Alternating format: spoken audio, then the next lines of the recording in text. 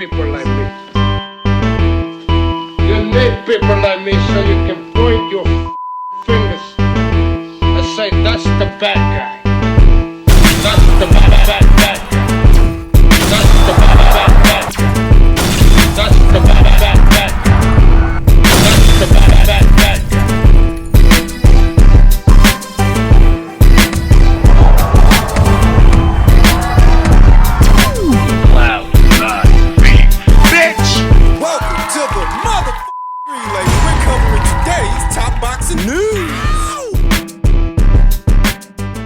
Though, in the aftermath, what has life been like? You come back home, you've just fought on this massive stage, millions of people watching, we have since learned. What is it like going back home to England?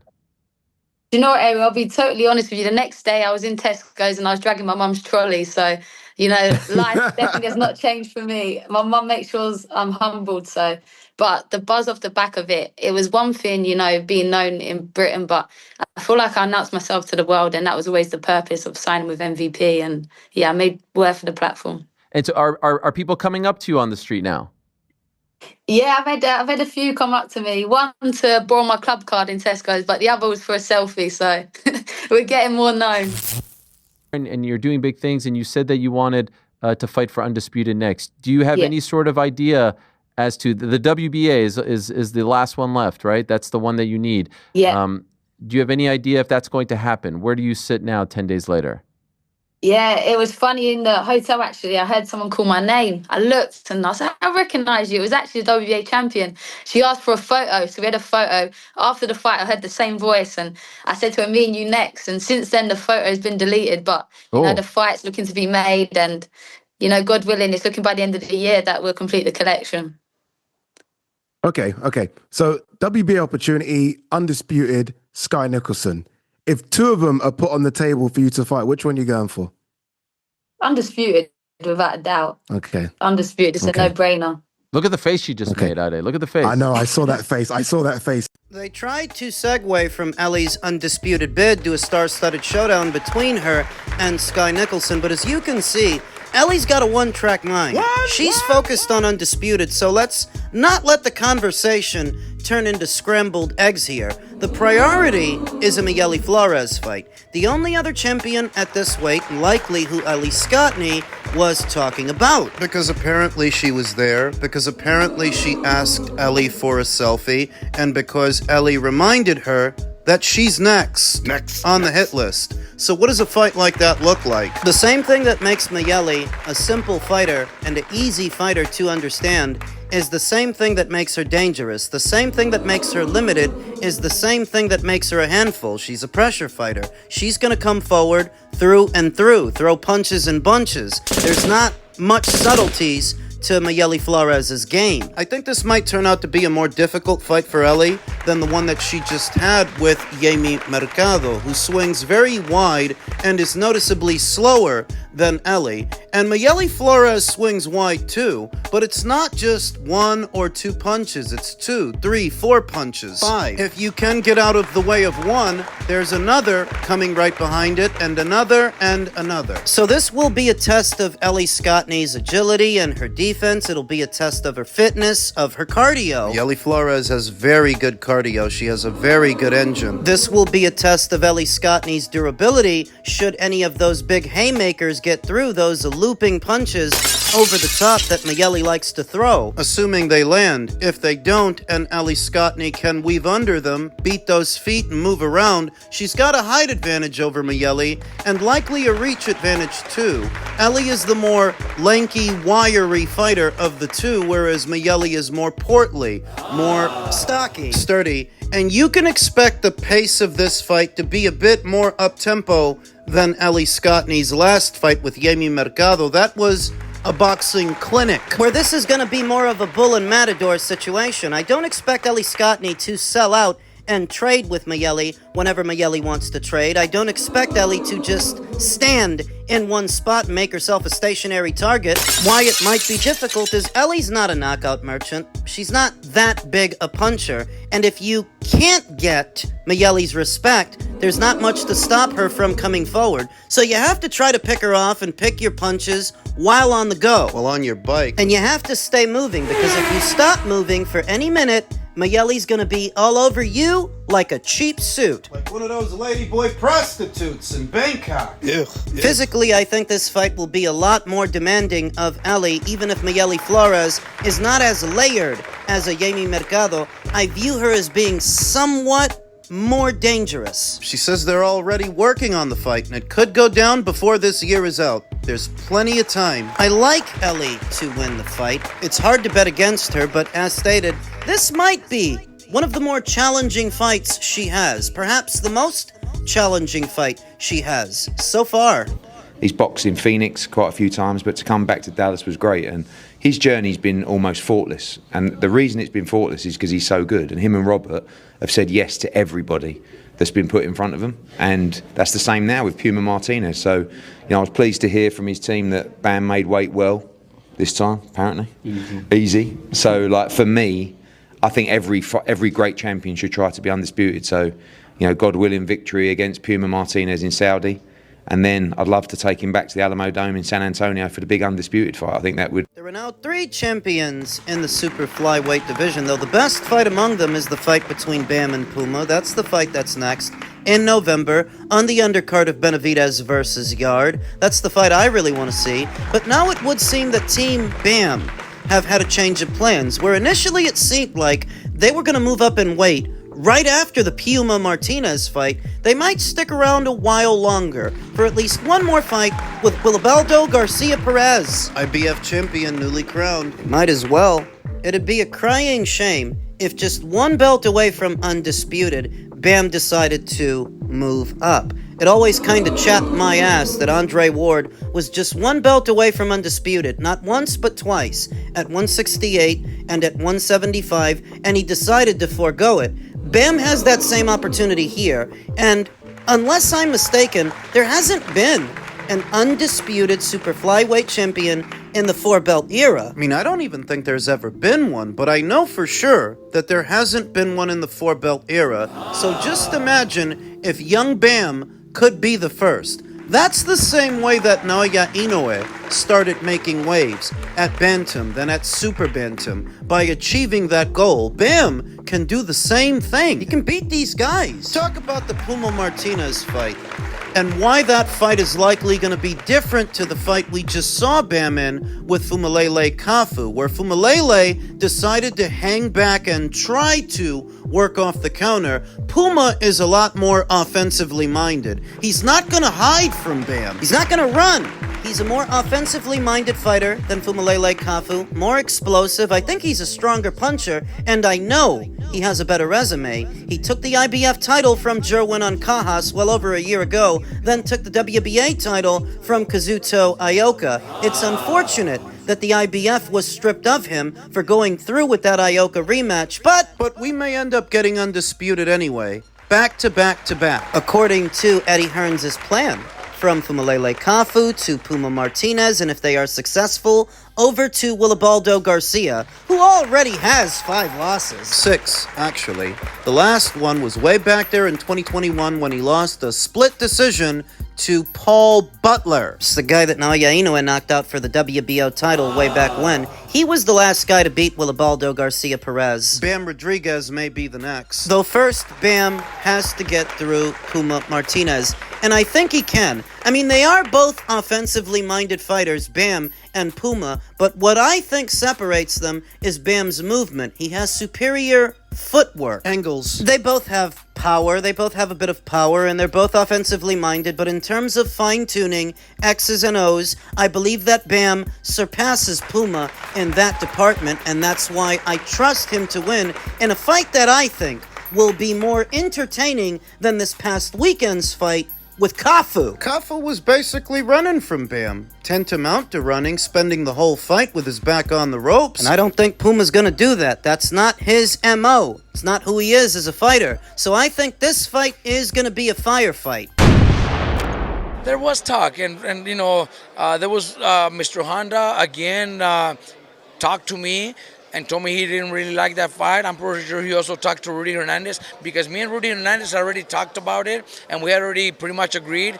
But we also respect Mr. Honda. He's a great person, a great promoter. He told us he doesn't want that fight, and the fight won't happen unless, a year from now, 2 years from now, there's something so big and so that we convince him that we want to make it happen, then it'll happen. But as of right now, he's the one that told us that he doesn't want us to fight each other, because both are his fighters. He loves both of them, and he doesn't. He told us the same thing when it came to trying to fight Chocolatito Gonzalez. Same thing, and we got to respect that, because he's a great person. He's shown us nothing but love and respect, and at the end, nothing but support for Bam. Since Bam's first professional fight, he's supported Bam, and he's been behind Bam. So we gotta respect that. Now, why wouldn't Mr. Honda want Bam to do the dance with Junto?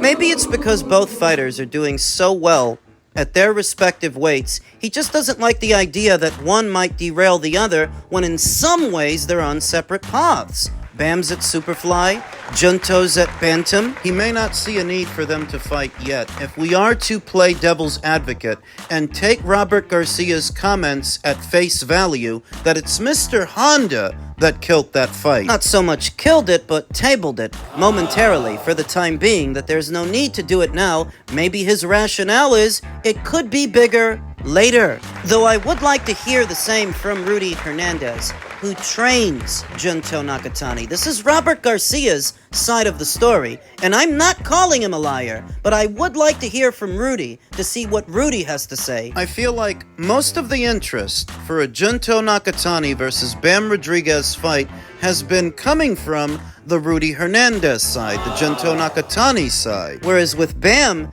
the Japanese fighter that he's got his sights on is Inoue, who's 2 divisions north at Super Bantam. So I would like to hear from Rudy Hernandez to see what he has to say about it, and if it's the same thing that Robert is saying, but there it is. Don't look for Bam versus Junto anytime in the near future, because according to Robert, Mr. Honda doesn't want that. So maybe Junto can shoot for undisputed at his weight, like Bam is shooting for undisputed at his weight, I guess. Boots didn't want Timo. Boots doesn't want Ortiz. Hey, Boots, what do you want? Yo, hold up. Champion. Hey, champ. Champ. Who do you want? You want champs or you want chumps? But someone told me the other day that he was saying he wants to move up and get 2 tune-ups? Undefeated champion getting tune-ups? Did you pop your bicep tendon? Did you twist your ankle, bro? What happened? Oh man, look, you beat Stanley Onis. You don't feel comfortable at 147? Hold it down. You was holding it down, pimp. Hold it down. But you want to come up, and then you don't want champs? You want chumps? You want tune-ups? I'm confused, man. They say most people don't know shit about boxing, and all of a sudden, I don't know nothing, bro. I don't know why this boy be acting like that. How you turn down fights, bro? Good fights. Money on the table. I feed my family, bro. Who's really gonna who's gonna come get it? Who's gonna use Keith Thurman to make a statement? Who's that guy? Who's gonna sign the contract? But when you're looking into a fight, like my projection could easily be November, right? Nothing's in the making right now. Easily, it could be a November date. I'm saying it with confidence. I'll take it. So if anybody wants to propose something, and this is November, it could be anybody on this side. It could be Conor Benn. It could be anybody. I just told them. It's Thurman versus the world from 147 to 154. He's putting it out there, and he's dangling that carrot, so that if somebody bites, he's then going to ask for the moon and the stars, making a fight difficult to make. The only reason that he went to Australia for Jock Barvis was because it was for Brock Jarvis, a guy who used to campaign as low as lightweight, got knocked out at super lightweight, then jumped all the way up to junior middle. All without ever having faced an elite level opponent, all without ever even having fought for a title. That's the only reason Thurman was so can-do, so willing to go down there for him, but when it became about Tim Tszyu, he was non-committal, saying that he was not committed to that fight even though Brock Jarvis was supposed to be a segue for Tim Tszyu. You already started to see it. The moment it looked like maybe the old Tim Tszyu was back, right after Tim Tszyu's knockout of Joey Spencer, Thurman started doing what Thurman likes to do, shooting off at the mouth and not committing to anything. So now he's shooting off at the mouth about Boots. And Boots has made himself an easy target as of late because of the Teofimo stuff, the Devin Haney stuff, walking away from the welterweight division. He also walked away from a Virgil Ortiz fight. That's the latest, that he turned that down, that he wanted 2 tune-ups first. He's made himself an easy target for a guy like Keith Thurman to trash, but in the last 3 years, all Keith Thurman has done is a Brock Jarvis fight. So listen, you've had your tune-up fight this year. That's what the Brock Jarvis fight was. If you're free in November, I don't see why this fight shouldn't happen. This is the kind of fight that might get the Americans' attention, if for no other reason than they know Keith Thurman. They've seen him before. He's loud. He's boisterous to some people. He's annoying. He's available. You heard him. There's nothing coming down the pipeline right now for Keith Thurman. There's nothing in the works. I'm not surprised. I'm surprised he hasn't gone into full-time commentator work, since he likes to talk more than he likes to fight. At his very best, Keith Thurman was an unconventional boxer, a mover with a decent punch, not the biggest, but respectable enough you don't want to let him hit you clean, and you don't want to just walk through him. We're talking about a prime Keith Thurman, a peak Keith Thurman, circa 2015, 2016. Needless to say, a lot of time has passed. But at his very best, that's what he was. It's sort of a mirage as to whether or not that's what he is, because in the last 3 years, all you did was Brock Jarvis, and before that, all you did was it Mario Barrios? And 2 years before that, you lose to Manny Pacquiao. But at his best, he was a mover with respectable power, and we know what Boots struggles with. We all know what he struggles with by now. Movement. We saw that 2 times in the Karen Chukadzian fight. This quasi-retired fighter seems to be calling out Boots. He's got a lot to say about him, and this is a fight that could get the American boxing community's attention, though like I said, he's dangling that carrot so that if somebody bites, he's gonna ask for the moon and the stars. What would it take to make it? I think a big Saudi bag.